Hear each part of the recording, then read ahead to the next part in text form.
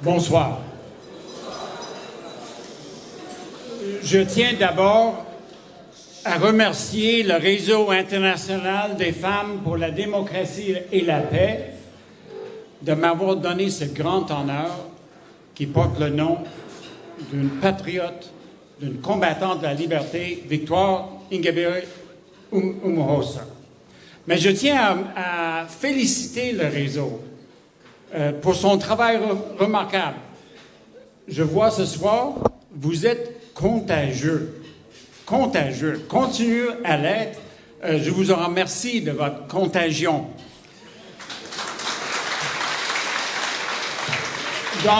Dans moins d'un mois,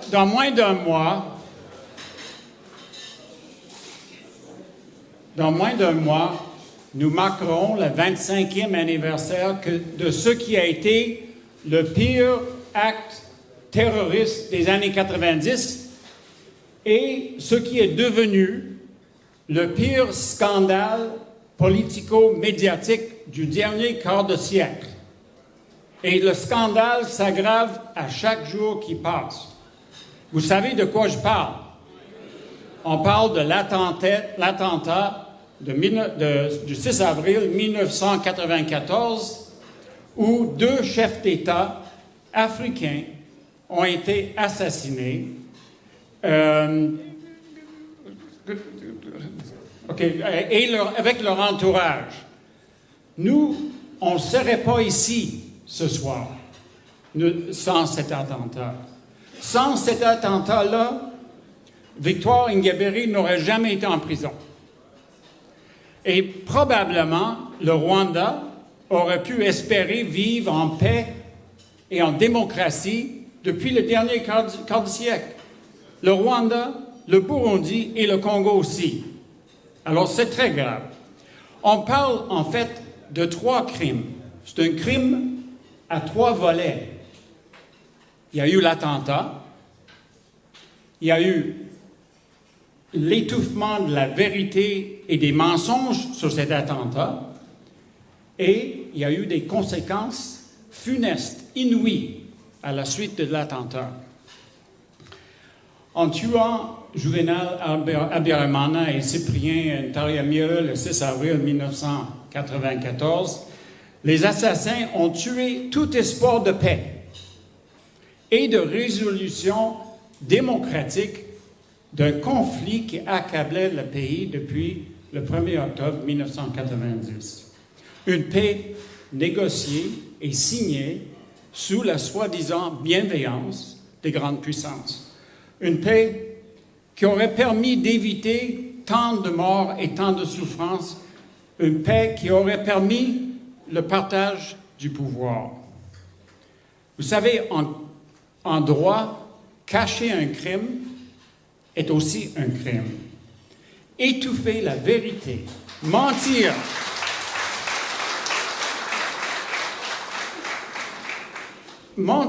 au sujet du premier crime est aussi dévastateur, sinon plus dévastateur que le crime lui-même, parce que ça invite les assassins à poursuivre leur visée meurtrière. Et nombreux sont les institutions, les pays, les individus et les médias qui sont coupables de ces crimes-là d'étouffer la vérité. Dès les premiers jours au lendemain de l'attentat, le New York Times, un journal qui revendique le titre ronflant de journal de référence, a donné le ton, et je le cite. C'est du New York Times, quelques jours après le 6 avril. La thèse crédible, c'est que les 2 présidents ont été tués par les extrémistes Hutus du Rwanda qui s'opposent à la réconciliation des Tutsis. Figurez-vous que 25 ans plus tard, nous pataugeons dans la même boue mensongère à ce sujet-là. Et pourtant, tout est là pour prouver le contraire. Soit que c'est le Front patriotique rwandais, c'est Paul Kagame qui a battu l'avion. Si on peut ne mentionner que l'enquête de Michael Hourigan pour le tribunal pénal international sur le Rwanda. Il y a l'enquête Bruguière. Il y a les révélations de Judy Reaver au sujet de l'attentat. Il y a Carla Del Ponte et le sort qui lui a été réservé. Même le TPIR a abandonné cette lubie. Dès le début de son mandat, il n'avait pas la moindre preuve en ce sens-là. En fait, les preuves sont implacables. Il ne laisse aucun doute que c'est Kagame et le FPR qui en sont les auteurs. Leur but, et celui de leur patron, était de mettre fin, coûte que coûte, de mettre fin pour toujours à l'accord d'Arusha, signé en 1993, d'empêcher tout partage de pouvoir et d'établir à Kigali une puissance militaire capable de dominer toute la région. Non pas pour le bien-être des Rwandais ou le bien-être des Burundais ou des Congolais, mais pour le bien-être de leur patron et ou devrais-je dire, l'enrichissement de leur patron et les agents rwandais. Qui sont ces patrons? La meilleure indication vient de l'ancien secrétaire général de l'ONU, Boutros Boutros-Ghali, qui m'a dit à 2 reprises en entrevue, le génocide rwandais est à 100% la responsabilité américaine. Et il a ajouté avec l'aide des Britanniques.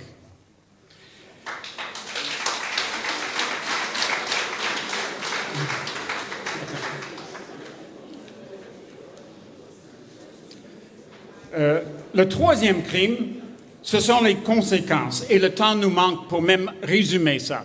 Bref, les conséquences de cet attentat sont tous les morts au Rwanda. L'exode de millions de Rwandais, surtout vers le Congo.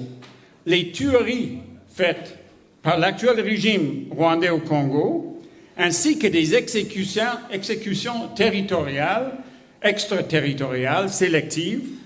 Il y a eu la chasse implacable des réfugiés et le harcèlement incessant. Et on a eu l'exemple à l'intérieur du pays et à l'extérieur de tout Rwandais qui ose contester la version officielle. Il l'a fait à l'intérieur du pays, mais il l'a fait ailleurs dans le monde. Il l'a fait ici en Belgique. Il l'a fait en France. Il l'a fait en Suède. Il l'a fait au Canada. Il l'a fait aux États-Unis. Et dans chaque pays, il bénéficie de la complaisance des systèmes juridiques de ces pays-là qui travaillent main dans la main avec le régime de Kigali. Le prétexte est toujours impunité. Ah, voilà un mot. Impunité. Ce mot était sur toutes les lèvres au lendemain de l'attentat et depuis 1994, on disait il n'y aura pas de paix, pas de réconciliation sans que les responsables de la tragédie ne soient traduits en justice. À ma connaissance, jamais un mot n'a été détourné et vidé de son sens comme ce mot impunité. Face à ce triple crime, alors on parle de triple crime commis le 6 avril 1994 et ensuite, quelle était la réaction des autorités rwandaises et internationales? En fait, on a accordé l'impunité totale aux vrais criminels et on a criminalisé les mauvaises personnes.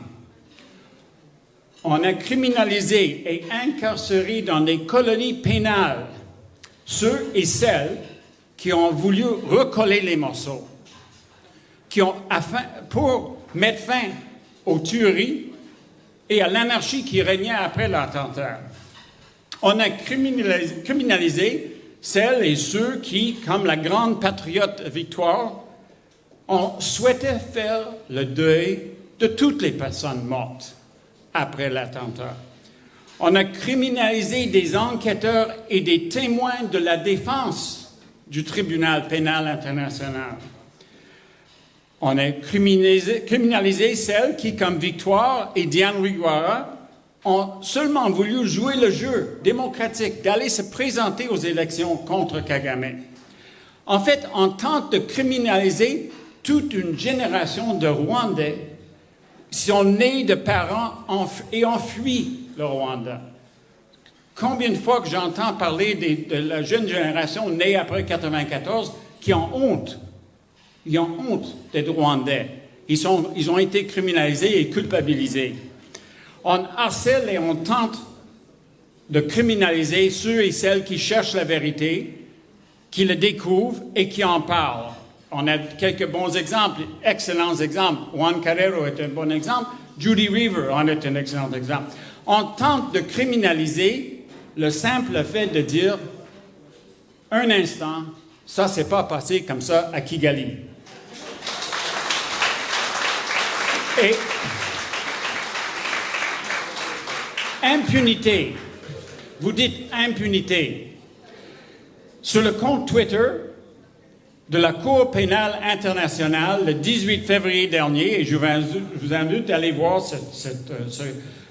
on pouvait lire « Rencontre productive entre la procureure de la CPI, Fatou Bensouda, et de son Excellence Paul Kagame, président du Rwanda, en marge de la conférence sur la sécurité. » Et sous le tweet, qu'est-ce qu'on a vu? On a vu cette photo, tout sourire. Paul Kagame qui donne la main à Fatou Bensouda. Celle-là même à qui on a confié la responsabilité de mettre fin à l'impunité.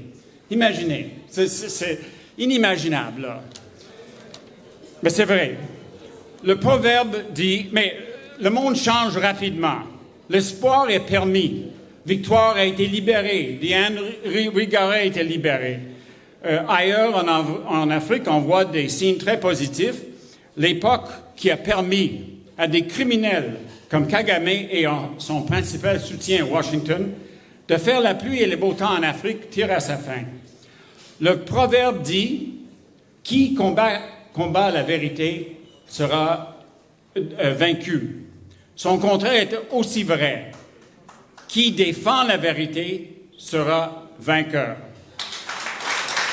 Et de plus en plus de monde cherche la vérité, la trouve la vérité, la révèle et même la crie sur tous les toits. Armés de cette vérité, mais aussi du courage, la confiance, la détermination de personnes comme Victoire, nous serons en mesure de vaincre. Et cette victoire, elle serait quoi? Mais rien de moins que la liberté, la paix, la démocratie pour le Rwanda et ses voisins. Merci beaucoup.